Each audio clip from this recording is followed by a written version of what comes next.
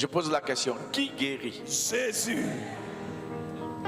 Il me semble que vous ne savez pas, vous ne connaissez pas la réponse.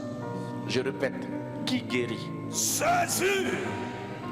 Frère, celui qui nous réunit ici ce soir, son nom c'est Jésus de Nazareth. au nom duquel nous parlerons ce soir. Le nom qui guérira ce soir. Le nom qui va opérer ce soir. Yes. La personne qui va vous guérir ce soir, Hey. son nom c'est... Jésus de Nazareth. Et je ne me vois pas. Je ne sais pas pourquoi est-ce que vous n'arrivez pas à répondre. Il est Jésus. qui est ressuscité. Est-ce que tu sais de qui tu parles? Yes. Qui est ressuscité? Jésus de Nazareth. La Bible dit quoi? Qui a été crucifié. Il a été crucifié. Il est ressuscité. Il est ressuscité. Il n'est point ici. Il n'est pas parmi les morts. Voici le lieu où on l'avait mis. C'est ici qu'on l'avait enterré. Mais allez dire à ses disciples allez-y dire à ses disciples et à Pierre et à Pierre qu'il vous précède en Galilée. qu'il a déjà été, il est déjà en Galilée. C'est là que vous le verrez. C'est là que vous allez le voir. Comme il vous l'avait dit. C'est comme ça il vous l'avait dit. Elle sortit du sépulcre. Et quand les femmes sont sorties du sépulcre, et s'enfuirent. Elles se sont enfuies. La peur et le trouble les avaient saisies. Elles étaient troublées. Et elles ne dirent rien à personne à cause de leur effroi. Jésus étant ressuscité le matin du premier jour de la semaine, apparut d'abord à Marie de Magdala, de laquelle il avait chassé 7 démons. Verset 10. Elle alla emporter la nouvelle à ceux qui avaient été avec lui et qui s'affligeaient et pleuraient. Verset 11. Quand ils entendirent qu'il vivait et qu'elle l'avait vu, ils ne le crurent point. Amen. Alléluia. Amen. Vous savez, beaucoup viennent à l'église, mais beaucoup ne croient pas pleinement à Jésus. Beaucoup savent que Dieu existe. Ils savent qu'il guérit. Mais en même temps, ils ne savent pas que ce Dieu dont on parle peut les guérir.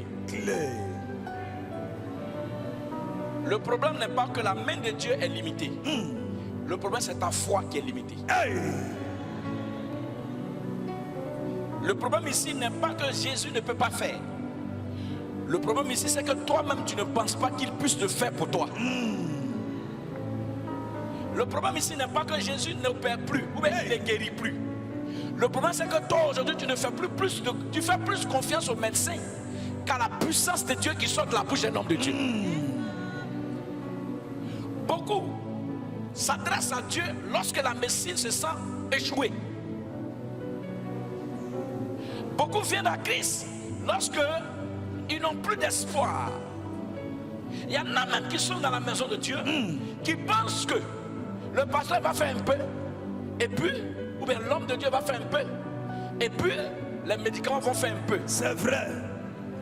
Beaucoup ne croient pas pleinement. Ils croient en Dieu, mais leur confiance, leur foi n'est pas pleine. Je repose la question. Est-ce que vous êtes sûr que Jésus-Christ est ressuscité? Amen. Vous voyez, ce mouvement va être fort ce soir à partir de ta foi. Amen.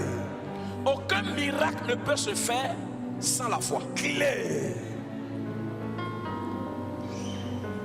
Si vous avez foi en l'homme de Dieu, que vous n'avez pas foi en son Dieu, vous allez jouer. Si vous avez foi en Dieu, que vous n'avez pas foi en l'homme de Dieu, vous allez jouer. Clé. La guérison est possible lorsqu'on sait que Dieu peut tout faire. Yes. Mais quand on pense qu'il y a des choses que Dieu peut faire et il y a des choses qu'il ne peut pas faire dans notre vie, en ce moment, la guérison est impossible. Je suis d'accord. La Bible dit, Jésus avait dit à ses disciples, je quitterai la terre et 3 jours plus tard je ressusciterai. Yes. Et quand Jésus a été enterré, il y avait des gens, écoutez-moi bien frère, il y avait des gens qui ne croyaient pas qu'il allait ressusciter. À part les païens qui eux-mêmes savaient pourquoi. Je dirais les païens eux-mêmes, parce qu'ils ont mis des gardes devant le tombeau de Jésus. S'ils ne croyaient pas, ils n'allaient pas permettre aux gens de surveiller le tombeau de Jésus. L'alibi qu'ils ont utilisé, c'est qu'il ne faudrait pas que quelqu'un vienne voler le corps après dire qu'il est ressuscité. Mais si vous croyez qu'il est mort, qu'il n'allait plus revenir, pourquoi suivre son tombeau? Pourquoi? Frère, il y a des païens qui croient en Dieu que ceux qui sont à l'église. C'est vrai. Ton problème, c'est que Dieu, c'est pas parce que Dieu ne te voit pas. Yes. Mais est-ce que la foi que tu as en Jésus est pleine? Est-ce qu'elle est vraie? Elle est réelle? Le miracle est possible lorsque ta foi est sincère. Amen. Elle est pleine. Qu'il n'y a point de doute en toi. Yes. La Bible dit, lorsque Jésus a été enterré, Marie et autres sont allés au tombeau. Ils ne sont pas allés vérifier. Elles sont allées pour voir, pour faire ce qu'ils devaient faire, embaumer le corps. Elles ont cette habitude et cette culture. Et d'ailleurs, c'est une culture juive. Et lorsqu'elles sont arrivées, elles ont vu que le tombeau était vide.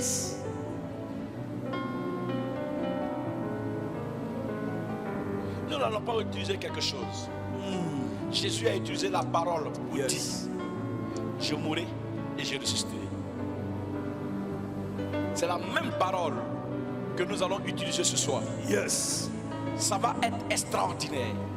Pendant que tu m'écoutes, il faut que ta foi soit active. Amen. Écoutez-moi bien. La Bible dit, lorsqu'elles ont découvert, ce n'est pas un homme qui est venu leur parler, c'est un ange. Claire. L'ange apparaît, lui dit, que cherchez-vous? Et elle répond, le monsieur qu'on a mis ici là. L'ange lui dit, pourquoi cherchez-vous parmi les morts le vivant? Yes. L'ange n'a pas dit un vivant, l'ange dit le. Parce qu'il ne peut qu'avoir un seul et unique qui est capable de vivre parmi les morts. Tout le monde ne peut pas vivre parmi les morts. Jamais. Mais il était l'unique. Il dit, pourquoi cherchez-vous parmi les morts le vivant? Marie voulait savoir quoi? Il dit, non mais Jésus dont vous parlez là, il n'est plus ici. Il vous a précédé à Galilée. Elles étaient étonnées. Il y a beaucoup dans la maison de Dieu qui veulent voir avant de croire. Ce n'est pas mauvais. Mais en même temps, tu dois comprendre, l'évangile n'est pas de voir d'abord avant de croire. Yes. Mais l'évangile, c'est de croire avant de voir. Amen. L'évangile n'est pas de voir avant de croire. L'évangile, c'est de croire avant de voir. C'est ce que Hébreux 11 nous enseigne. Yes. La foi est une affirmation des choses qu'on espère, une démonstration de celles qu'on ne voit pas. Si ce soir, tu veux voir ta guérison, il faut déjà la vivre maintenant avant qu'elle arrive vers toi. Amen. Amen. Dis-toi dans ton esprit que tu sors d'ici avec la guérison. Dis-toi déjà que tu es déjà guéri. Si quelqu'un entend mon message, se lève, dis Amen plus fort et reçois.